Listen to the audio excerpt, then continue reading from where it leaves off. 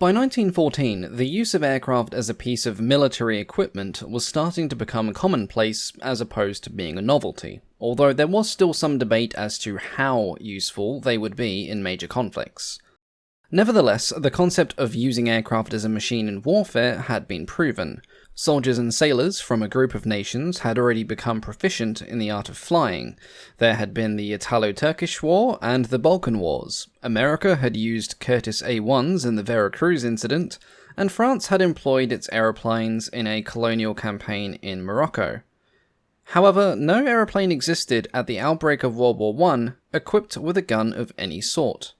Many nations now had military air arms in one form or another, the biggest three belonging to France, Germany, and Russia respectively. In Europe and neighbouring theatres, you also had air forces belonging to Great Britain, Belgium, Italy, the Austro-Hungarian Empire, the Ottoman Empire, Serbia, Bulgaria, Romania, Greece. Basically, you had a lot of people with a lot of planes, at least by the standard of the time. The purpose of all these new air forces was almost exclusively for reconnaissance, it being generally thought unlikely that a rifle or pistol shot from one moving aircraft would prove fatal to another. And so, at the beginning of the war, the belligerent nations prepared their forces of unarmed, flimsy aircraft for the skies. In the French Aviation Militaire, 24 squadrons were equipped with a score of different aircraft. Blériot 11s, Maurice Farman 7 and 11s, and Cadron G3s were being fielded in the largest numbers. The total number of operational aircraft for France in August of 1914 was estimated to be between 140 to 160 machines. The British Royal Flying Corps were equipped with Debordusins, Sopwith Tabloids, British Box Kites, RAF BE-2s, and a smattering of others. Along with these, they also operate some of the French aircraft mentioned before, as number 2, 3, and 4 squadrons moved over to France in August of 1914. Together, they operated approximately 60 aircraft. Germany went to war with approximately 246 operational frontline machines, the Taube monoplane and Albatros and Aviatik biplanes being the dominating models. They also had a decent pool of trained servicemen, with a combined total of approximately 500 pilots and observers distributed amongst their air units. Russia also had a sizable fleet to equip the Imperial Russian Air Service, approximately 250 aircraft. However, these were mostly outdated by 1914 standards. However, the Russians would soon up their game, producing some deeply impressive heavy aircraft by the middle of the war. Many nations were also beginning to field larger and more powerful designs of airship, which we will touch on in these videos, but they will also get their own dedicated video in the near future. At the start of hostilities, there was no real organisation of air units, or any plans to commit said units to any sort of offensive exercise. And so, no real effort was made by either side to contest the skies and deny their use to the enemy. The only real threat to military reconnaissance aircraft at this time was the infantryman's rifle.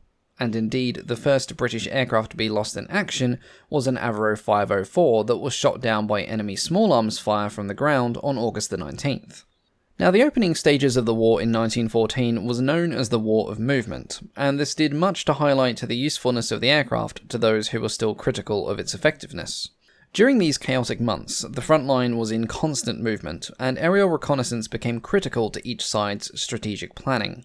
Germany and France already had dedicated reconnaissance aircraft by the start of the war, and there were great hopes that these new machines would supplement or even surpass the existing reconnaissance and artillery spotting platforms at the time, which consisted of airships and oversized kites. Some of these early expectations went far beyond the capabilities of the aircraft at the time. However, as more traditional land-based forms of reconnaissance, i.e. like cavalry units, were being mowed down by relentless machine gun fire, the warring nations were left with little alternative. Despite the newness of the technology, the limiting factors of heavy and cumbersome photographic equipment, and the difficulty of keeping relatively light aircraft steady enough in contrary weather for the photo to even be legible, some achievements were made that comprehensively proved their effectiveness. During the Battle of Mons in mid to late August, observations made by the Royal Flying Corps enabled the British Expeditionary Force to keep ahead of German movements as the forces tried to outflank each other. This was especially valuable, as a good portion of the French advance to the northwest had been checked, which left a salient that could have been surrounded had the German movements not been well reported. French aircraft at the First Battle of the Marne were used to report and exploit weak points and exposed flanks in the German lines. Germany too also made good use of its aircraft, though their use was somewhat less enthusiastic thanks to the popularity of the Zeppelins. During the Battle of Tannenberg, an unexpected Russian attack was exposed by German spotting aircraft, and the Russian forces were forced to withdraw.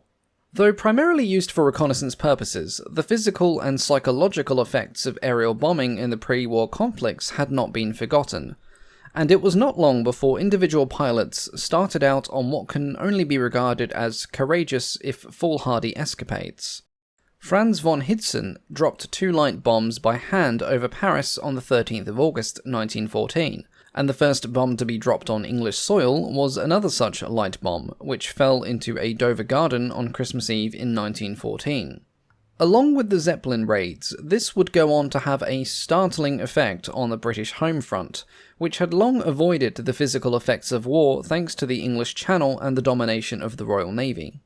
Inevitably, the airmen of the opposing services would encounter each other in the sky.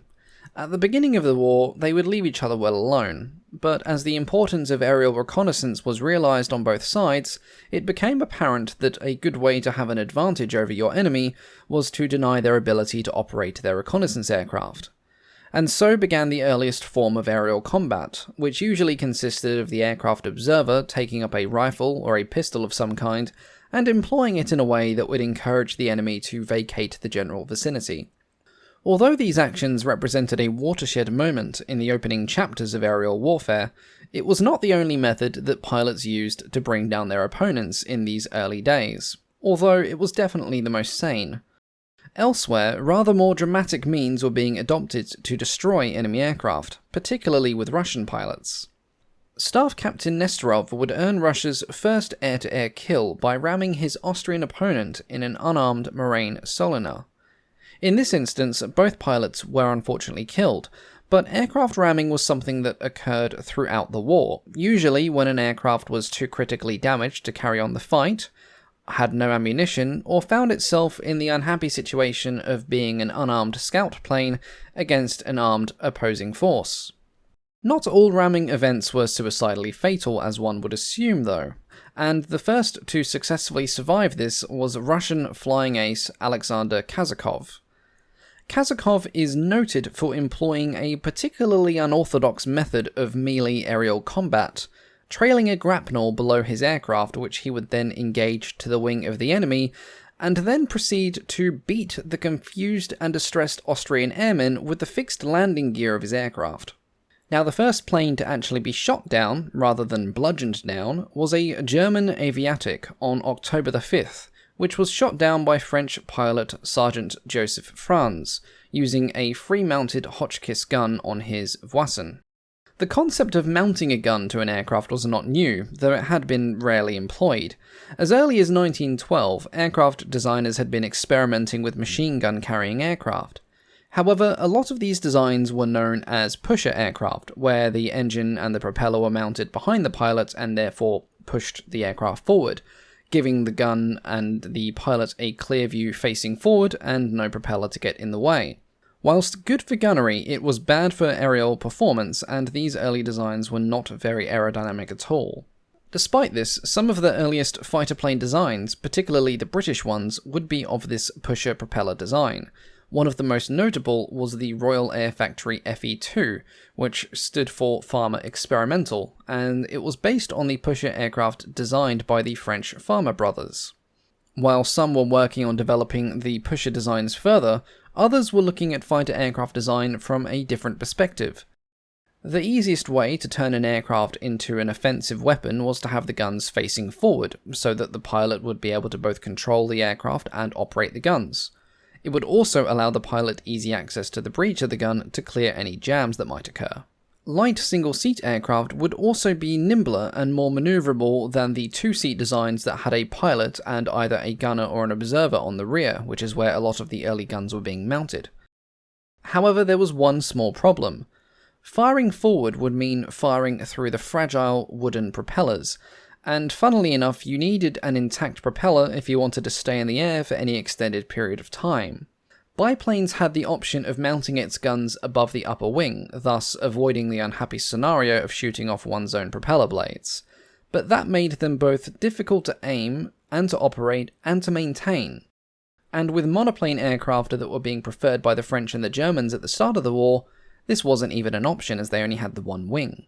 The solution to this problem would be to synchronize the firing of the machine gun to the rotation of the propeller. Early experiments with synchronized machine guns had been carried out before the war. However, some of the most commonly used machine guns at the time, particularly British ones, were almost impossible to sync with a propeller due to their erratic fire rates. The Lewis gun, with its open bolt firing cycle, was one such gun. Despite this, it would still be used on some aircraft, like the Bristol Scout, which mounted the gun in a forward-firing position. Pilots would have the reassurance and comfort that if they shot their own propeller, and there was only a slim 5% chance, they would be preserved by the reinforced sticky tape that would hold the blades together for enough time for them to land safely. I wish I was making that up. Thankfully, this would be a relatively brief, albeit insane, stopgap, as the Maxim gun was found to be a perfect candidate for a synchronization gear thanks to its closed bolt firing cycle. This weapon was used by both sides of the war under various manufacturing names, and the idea of a synchronization gear was being pursued by both sides in earnest. France would be first off the mark with this new technology, equipping their Marine monoplanes with forward-firing weaponry.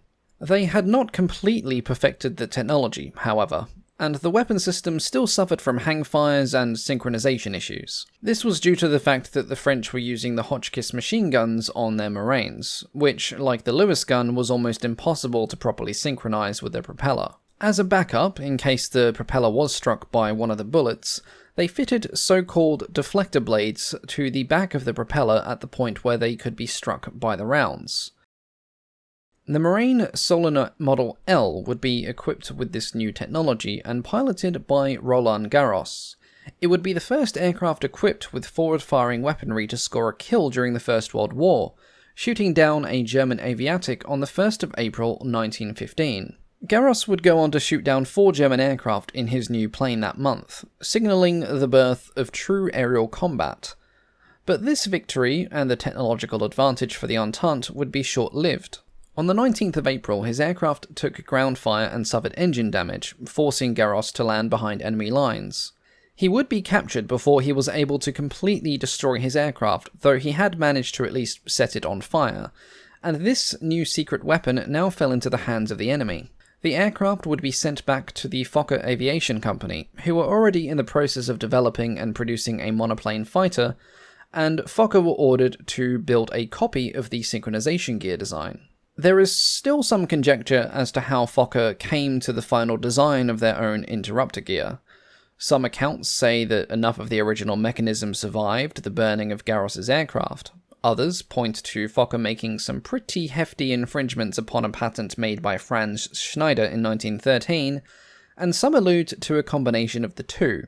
However, the important thing is that in July of 1915, a French Marine Solana L would be shot down by a German Fokker monoplane using a working synchronization gear for the first time, signaling the end of the early days when aerial combat was fought with primitive means, sometimes resulting in broken propellers, and opening a new chapter in the history of aerial warfare in World War I, with Germany leading the charge in what would be known as the Fokker Scourge.